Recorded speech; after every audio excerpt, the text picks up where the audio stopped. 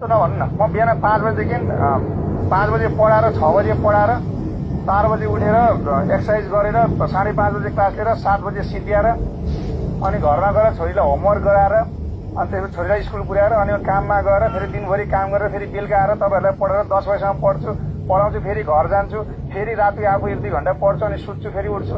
यो कहिले पनि यस्तो आफूलाई कम्प्रोमाइज नगराउनुहोस् है जिन्दगी। तपाईँले एउटा कुनै पनि कुरा एचिभ गर्नु छ भनेदेखि चाहिँ आफूले एक्सक्युज नदिनुहोस् कहिले पनि। सबैको लागि टाइम हुन्छ, मिल्छ।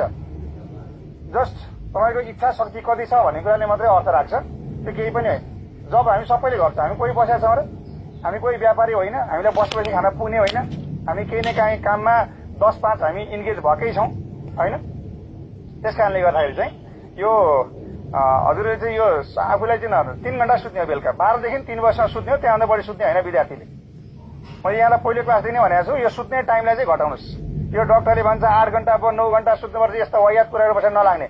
जिन्दगीमा तपाईँलाई सफल हुनु छ भने स्ट्रेस चाहिन्छ है, हरेक कुरामा, नाम निकाल्न मात्रै होइन, जेसुकै कुरामा तपाईँको डेडिकेसन। मैले यहाँलाई बारम्बार भनेको छु नि, मैले 16 घण्टाको कथा पढाइ त्यो छेउमा चाहिँ ग्यासबाट चाहिँ त्यो बिस्तारै सानो आगो लाउँदाखेरि चाहिँ खाना यही भित्र त्यही भित्र दाल पकाएर पढ्दाखेरि चाहिँ सफोकेसन भएर म त्यत्तिकै झन्डै गएको भन्ने त्यो आमाले भनेको छु नि। एउटा डेडिकेसन जुनुन भइसकेपछि जतिखेर टाइम भ्याइन्छ, त्यो डेडिकेसनको कुरा हो।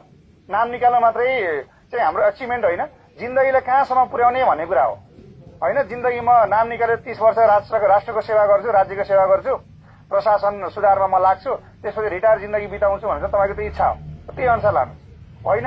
म एउटा छिटोभन्दा छिटो काम गर्छु, म 10 वर्षमा काम गरेर म संसार घुमिसक्छु, मैले जे जिन्दगीमा मेरा इच्छा आकांक्षा छन् म मेरा परिवारलाई सबैलाई पुरा गरिदिन्छु। त्यो तरिकाले त्यही अनुसारको जानुहोस् है, गोल सेट गर्नुहोस् पहिला।